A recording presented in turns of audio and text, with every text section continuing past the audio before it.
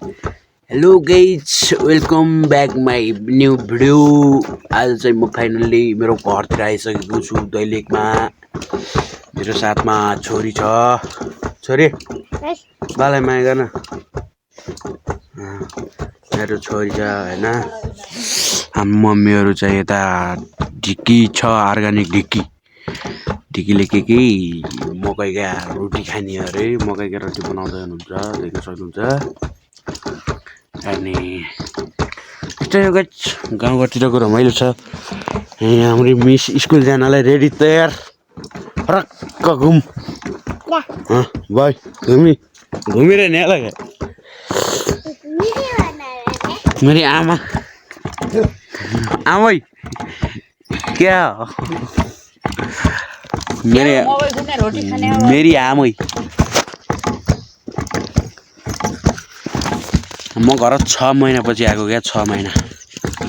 कहिले यहाँ आइज टेन्सन छ। मसित एउटा कुकुर छ, आइज कहिले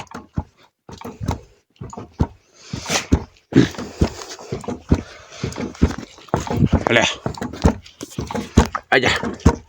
ओ यहाँ नमस्ते कर, नमस्ते कर, नमस्ते कर, नमस्ते गाइज भन्, नमस्ते गाइज भन्। यतै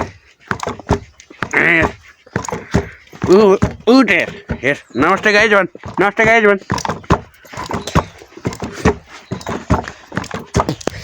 भर्खर उठेको गाइज, म त बरस गर्दै थिएँ होइन। गाउँघरतिर रमाइलो के हुन्थ्यो, एक्लै छु। मसँग यो साथीहरू कोही पनि छैनन्। त्यही भएर म मुख धुन्छु, त्यसपछि फेरि तपाईँहरूसँग म आउँछु ल। देख्न सक्नुहुन्छ गाइज, मैले अब भर्खरै मुख धोएर रेडी भइसकेको छु।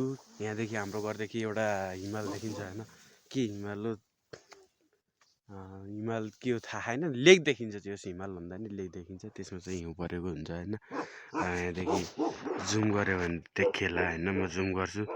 हिजो बेलुका राति मात्रै परेको होइन, त्यो हिउँ पारि सेतो छ, अलिअलि देख्न सक्नुहुन्छ। मोबाइल त्यति राम्रो छैन नि त, त्यही भएर हो। अनि त्यहाँ चाहिँ हिउँ परेको छ, देख्न सक्नुहुन्छ। अनि त्यही भएर चाहिँ त्यहाँ हिउँ परेको छ होइन। अब हिजो अस्ति मात्रै पानी आएको अरे क्या, अस्ति मात्रै पानी आएको। तर पनि हिउँ त्यति धेरै परेछ, त्यही भएर चाहिँ ठिकै छ। चिसो भइरहेछ, लेकतिर बसिरहेको छु। घरतिर यस्तै छ, हाम्रो घर वरिपरि यस्तो छ। दिनसम्म चाहिँ सबै सुन्तलाहरूको बुढाहरू पनि छ। मम्मी भित्र हुनुहुन्छ, खाना बनाउँदै हुनुहुन्छ। मम्मीलाई म भोटकेमा हाल्ने भनेर सोध्छु है त गाइज, हेर्नुहोस् है। मम्मी ए मम्मी बाहिर आउनु न।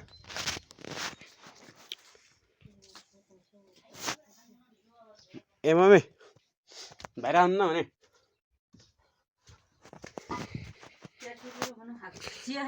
खान्न म चिया।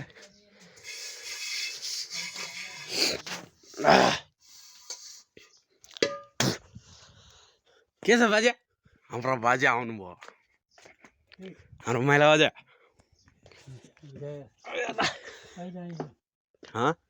म हिजो आएको। के छ तपाईँ सन्चै हुनुहुन्छ? अरू क्लियर?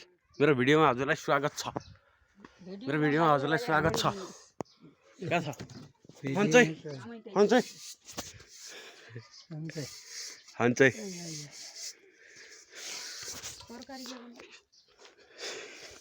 गाइस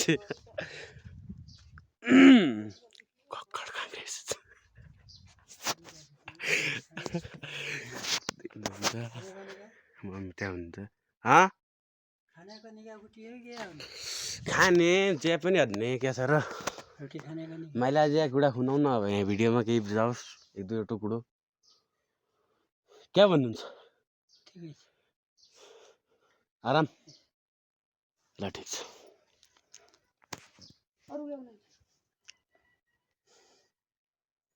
मम्मी हाई भन्नु नि, हात हल्लाउनु नि, हात हल्लाउनु नि।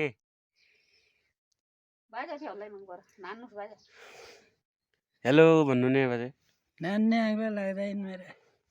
बुढिया बाजे खच्चडी के नान्ने हगिया बुढे क्यारौँ त बुढी नभयो तड हगियो कामन नछोडो ढाडले हात खुट्टाले मेरो पनि यस्तै हुने तपाईहरुको पनि त्यस्तै हुने कहिले हुने थाहा छैन टाइम आउँछ अहिले बेलै हो यही बेलै हो जान्ने भएर रमाइलो गर्ने हो कि खेल्ने हो कि खाने हो कि डुल्ने हो कि घुम्ने हो कि पढ्ने हो कि जाहिर खाने हो कि नखाने हो कि क्यार्ने हो सबै काम अहिले गरेर गइछ होइन पछि यस्तै हालत देखिसक्यो बुढेसकाल लाग्छ कहीँ जान सक्दैन केही गर्न सक्दैन त्यही भएर बनाऊ भाइ बनाऊ आफूले घुम्ने मन ज्यादा हेर्ने मन लाग्दा त्यही भएर बुढिया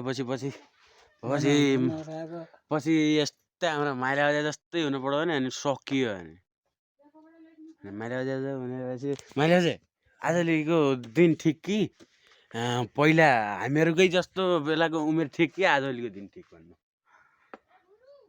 पहिला आजभोलि के हुनु कुरा खुलेर भन्न न पहिला आजभोलि के हुनु त कुन ठिक भने खानु पिनु पनि पहिला आज मिठो हुँदैन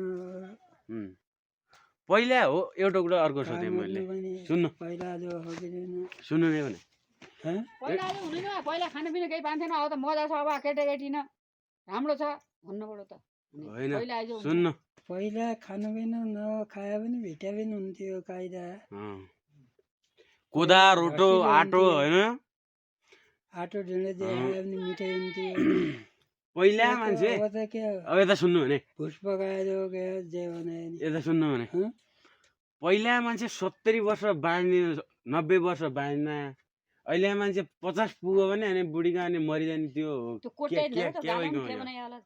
किन कोट्याउँछ कि